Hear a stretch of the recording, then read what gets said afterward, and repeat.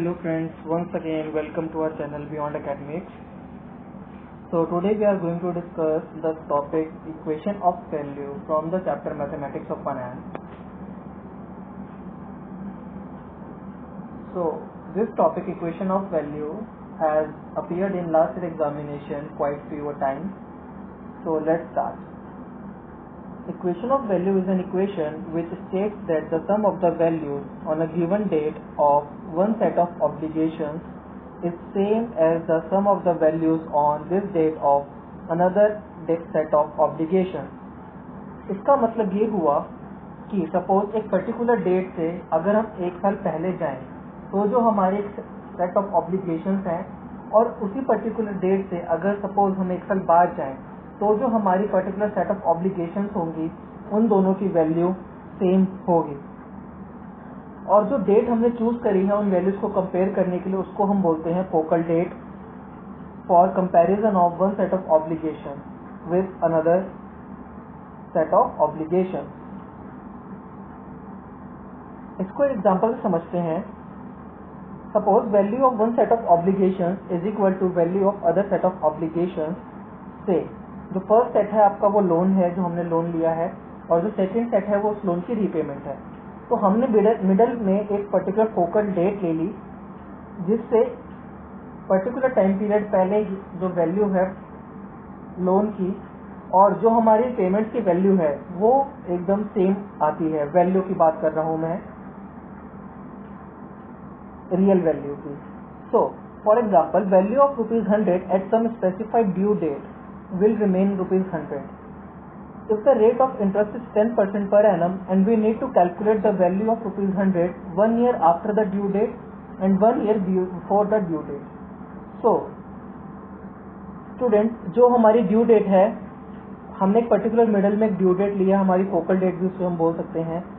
Suppose हमने आज का टाइम लिया, आज हमारे उस ₹100 की वैल्यू ₹100 है और अगर मार्केट में इंटरेस्ट रेट 10% चल रहा है तो मैं कहूँ कि एक साल बाद उसकी वैल्यू क्या होगी। तो हम लोग क्या निकालते हैं, अमाउंट, यानी कि प्रेजेंट वैल्यू 100 है तो हमको एक साल की फ्यूचर वैल्यू निकालने के लिए क्या निकालना पड़ेगा, अमाउंट। उसका फॉर्मूला क्या होता है, प्रिंसिपल इंटू में 1 + i raised to the power n। और अगर मैं कहूँ कि आज से एक साल पहले मैंने ₹100 का लोन लिया था और आज मुझे वो रिपे करना है, आज मुझे किसी के ₹100 रिपे करने हैं, मैंने एक साल पहले उससे कुछ पैसे उधार लिए थे 10% रेट पे। तो यानी कि आज हम फ्यूचर में खड़े हैं और बात हम पास्ट की कर रहे हैं।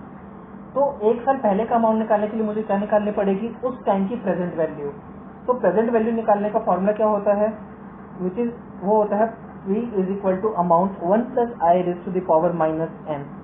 सो गाइस ड्यू डेट पे हमारा ₹100 है, तो एक साल पहले उसकी वैल्यू क्या होगी, यानी कि प्रेजेंट वैल्यू निकालनी पड़ेगी 100 1.1 raised to the power -1 which is equal to 90.91। और आज के बाद अगर मैं एक साल बाद, आज से एक साल बाद मुझे ₹100 की वैल्यू निकालनी है 10% रेट पे, तो उसकी वैल्यू क्या होगी, amount which is equal to principal 1 + i raised to the power n। तो 100 1.1 n which is equal to 110। So guys value of ₹100 at 10% before 1 year is equal to 90.91 and the value of ₹100 at 10% per annum after 1 year is equal to ₹110। अब आप लोग कहेंगे कि ये जो values हैं ये तो अलग हैं, फिर ये हम इसको इक्वल क्यों बोल रहे हैं, इक्वेशन ऑफ वैल्यू क्यों बोल रहे हैं। गाइस इसकी नॉमिनल वैल्यू अलग है लेकिन जो इसकी रियल वैल्यू है वो बिल्कुल सेम है, क्योंकि हमने इसको इंटरेस्ट रेट पे इसकी कंपाउंडिंग करी है, इसको हमने कैलकुलेट करा है, इसको डिस्काउंटिंग करी है। इसलिए हम बोल सकते हैं कि आज से एक साल पहले ₹100 की वैल्यू जो थी वो आज से एक साल के बाद जो ₹100 की वैल्यू होगी वो इक्वल ही रहेगी, यानी कि उसकी नॉमिनल वैल्यू इक्वल ही रहने वाली है। एग्जांपल से और अच्छे से समझते हैं इसको। This is the example, Sam borrowed ₹1 lakh from a money lender at 8% simple interest. He agreed to pay ₹50,000 in 6 months।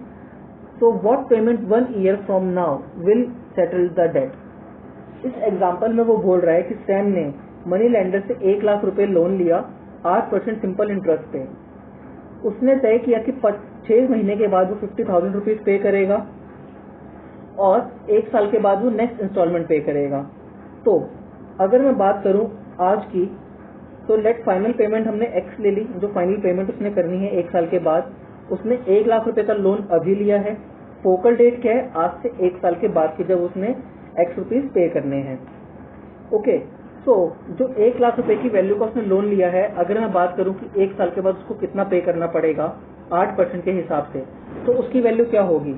1 lakh का अमाउंट, यानी कि 1 लाख पे हमने कितना पे करना है, तो हम अमाउंट का फॉर्मूला लगाएंगे, which is equal to present value या फिर P is equal to amount into में 1 प्लस आई हमारा कितना है 0.08 रेज़ टू द पावर 1, यानी कि value of loan on focal date किसके इक्वल होगी? दोनों पेमेंट्स के, यानी कि 50,000 की पेमेंट जो हम 6 मंथ्स के बाद कर रहे हैं, और दूसरी एक्स रुपीज की पेमेंट जो साल के एंड में करेंगे।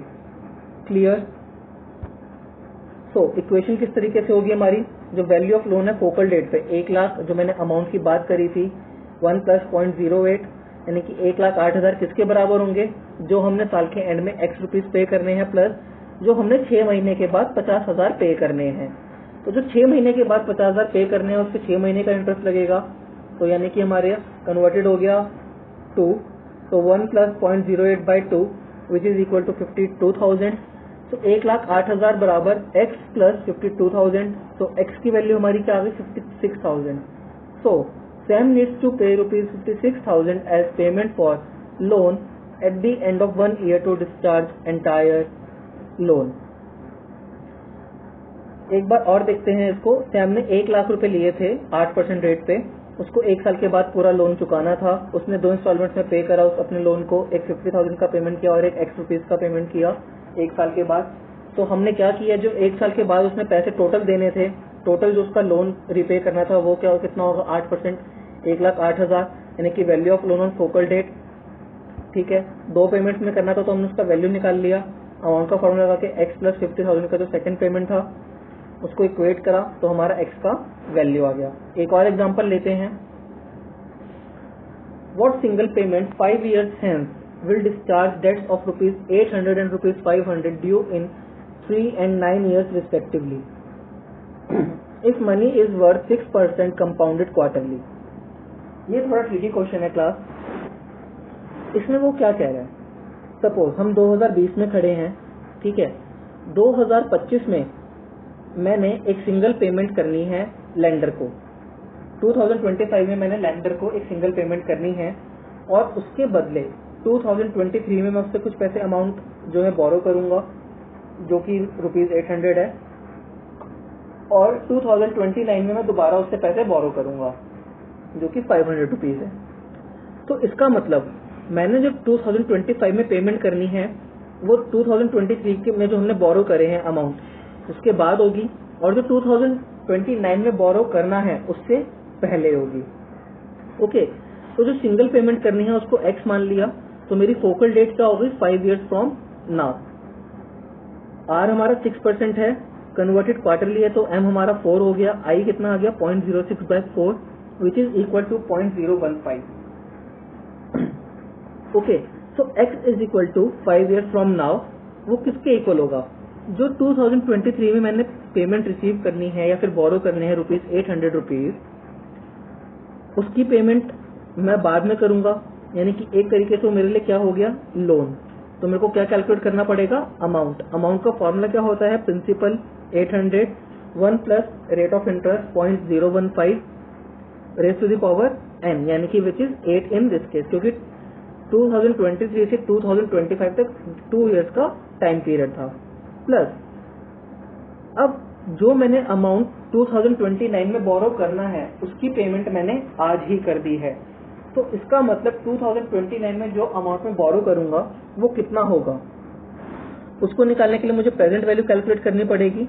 तो प्रेजेंट वैल्यू का फॉर्मूला क्या होता है? अमाउंट ब्रैकेट में 1.015 raise to the power -n, तो 500 1.015 -16। इसको सॉल्व कर लिया तो हमारा x आ जाएगा 1295.209, यानी कि 2025 में अगर मैं 1,295 रुपीज पे करता हूँ तो उसके बदले में 2023 में 800 रुपीज बोरो करूंगा और 2029 में 500 रुपीज बोरो कर सकता हूँ। सो गाइस, ये होता है हमारे इक्वेशन ऑफ वैल्यू का concept. Please practice these questions from your book, Business Mathematics and Statistics. This chapter is very important. This concept is very important. So thank you. Please like, subscribe our channel for more recent updates on this chapter. Keep learning, keep studying. Beyond Academics signing off.